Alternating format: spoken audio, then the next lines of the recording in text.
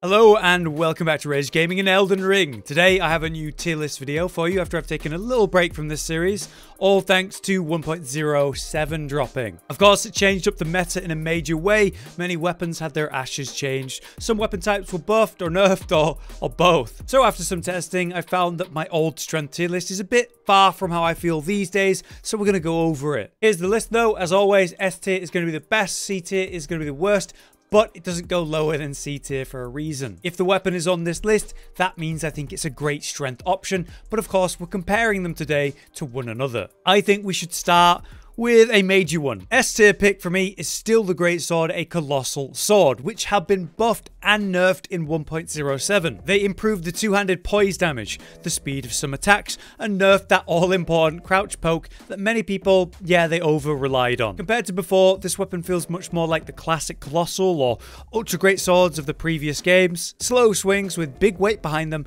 that stagger even big enemies. In this patch, posture has become much more relevant, and with that, colossal swords are still great. High damage, fun to play, cool as hell. Now, compared to other strength weapons, I think colossal swords are still very good and potentially still king. The Greatsword here remains the best of that lot, with incredible reach, the third highest AR out of all the weapons before buffs, and a wonderful moveset in general. Plus, you can still give it the incredible Ashes of War like Lion's Claw and Giant's Hunt, which are still awesome. So still an S tier pick for me. I love colossal swords, even if the poke is reasonable now. Now for the other two S tier picks, I can be quick. Firstly, Giant's Crusher, still an S tier pick. It's still a powerhouse with what it's meant to do.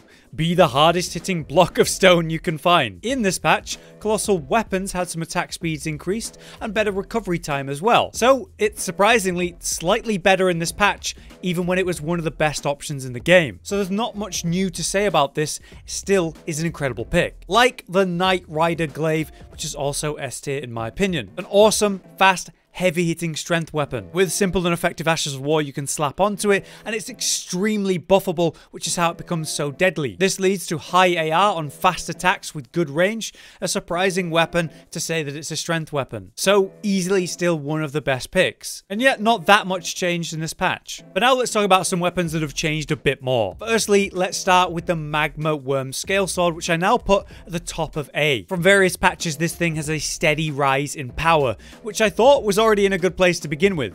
In 1.06, Curved Greatsword had their improved motion speed on strong and charge attacks, while also getting better recovery. In 1.07, the Magma Worm Sword here had its Ash of War given better poise to trade with, and better stamina attack as well. With it already being a fire and physical weapon, it benefits massively from fire and physical buffs, leading to its very high AR, combined with a unique moveset, the whole guillotine concept. I still find the attack range of the base attacks a bit low compared to other weapons, but it still feels damn good to play, and it's kind of a trading powerhouse. I brought it to the top of A rating because of that. More testing required on my part, but I do think this is an underrated weapon by many. Potentially not underrated by comparison then, we have the Royal Greatsword. I keep this at an A rating, but a high one. It's another colossal sword, but frost-based. Super good DPS potential when you just spam the flip Ash of War over and over. That was improved in a previous patch that made it faster, but for some reason in 1.7, they gave it even more poise armor, so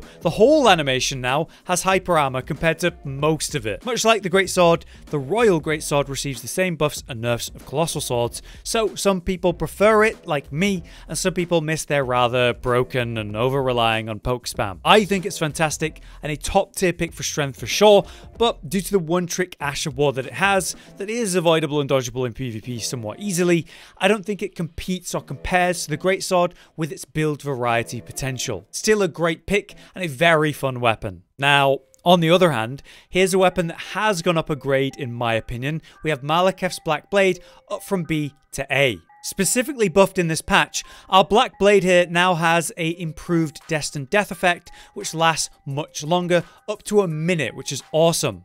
That effect reduces the enemy health by 10% while applied and can stack to 20% with other Destined Death effects. Then there's the Ash of War specific buff, which makes the Ash of War 3-part combo faster. It's very deadly in PvP with that as a trading or combo tool, but something you can absolutely spam in PvE to melt bosses, which is fantastic. So I found it very fun and effective, even if, like the Colossal Swords, it can't be blindly poke spammed anymore. However, it is heavy hitting and it staggers foes even easier tier now. With the promise of the Destined Death effect, it can be very powerful when used right in all content. And it's clearly better than it was, so bringing it up from a B grade to an A tier, well, that just makes sense to me.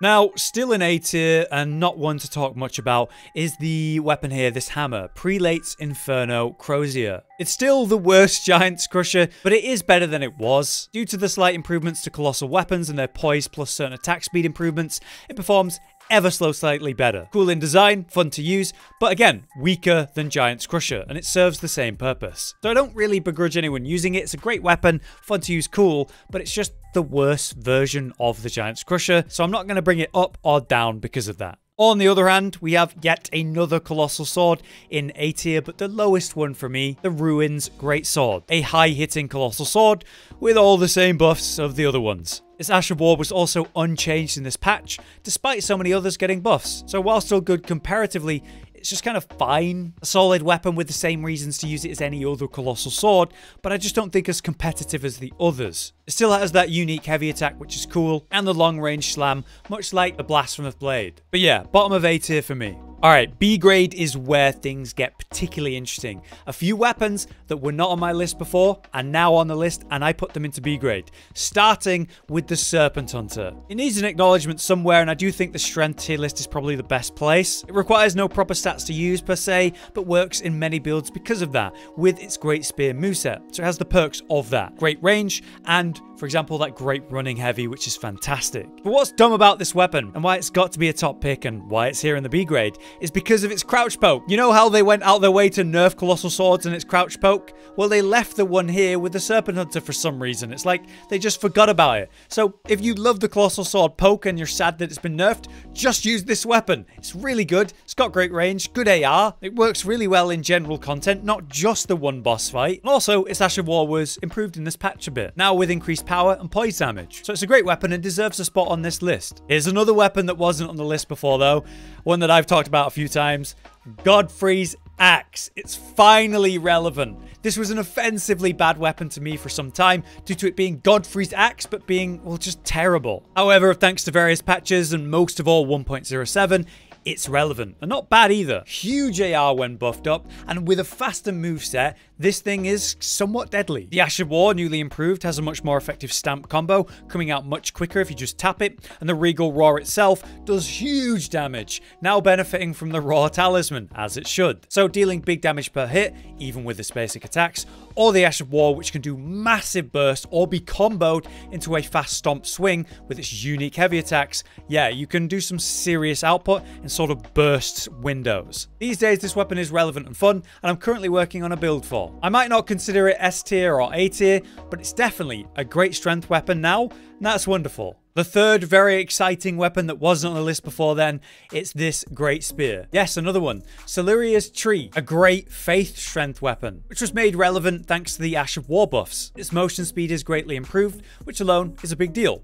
But then the attack power to counterbalance the PvP nerf to Ashes, as well as simply straight buffing it in PvE, that's a big deal as well. Then there's the poise aspect that helps secure the actual attack, giving it hyper armor, which actually makes it relevant and possible to use. Further, its damage detection for the weapon itself during the Ash of War, that actually works now, the detection's proper, and the Ash of War projectile will penetrate targets when fully charged, which is awesome. If you don't know, there's two parts to the Ash of War. You tap it and it does a downward holy slam for a big quick hit, or you can fully charge it and you get that holy projectile as a ranged attack, and that's what pierces. Visually, it's awesome. The weapon itself is solid as a great spear, with that running heavy as we mentioned before, and the range of the spear, making it just overall a solid pick with some big burst on that Ash of War. I'm not convinced it compares to some of the higher tier weapons yet, but it has a place, and that's good to see. Moving on, the last two weapons in B tier are ones I'm going to be quick about. First up, we have the Starcourge Greatswords,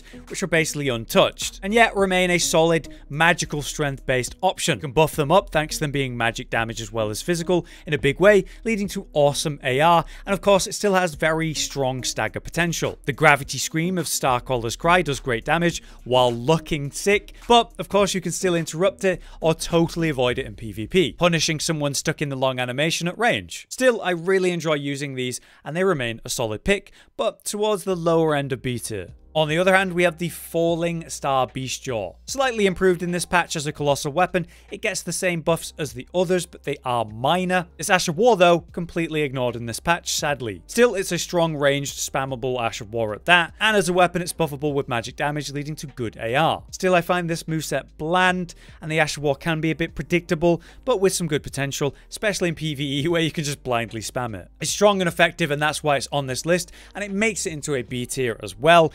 I just found it, like, yeah, mostly ignored in this patch. Finally, we make it to the C tier picks, the weapons that are just, yeah, they're fine, and they have some improvements this patch, but I just don't think they're amazing, and I've even lowered one compared to before. Firstly, the Grafted Blade Greatsword. This cool as hell weapon, just design-wise, sadly just not that good. Affected like the other colossal swords by the nerfs and buffs, it's in a strange place, especially after being target buffed in a previous patch. But the AR remains much lower than the other colossal swords, and without the poke to rely on, it's just kind of fine. The Ash of War was buffed in 1.07 though. Oath of Vengeance now has a longer period of its buff, and it'll prevent staggers on Bloodlust procs and Frostbite pops.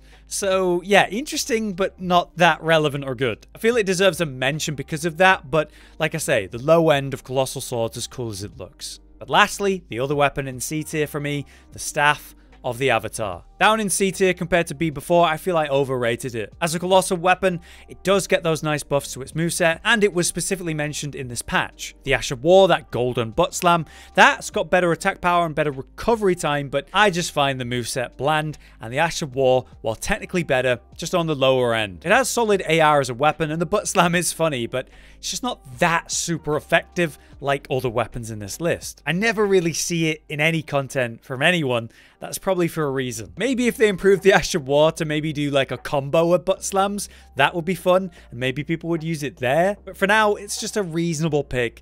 Good AR, good potential output, but my lowest rated weapon on this list. There you have it. That is my complete tier list for strength weapons in 1.07.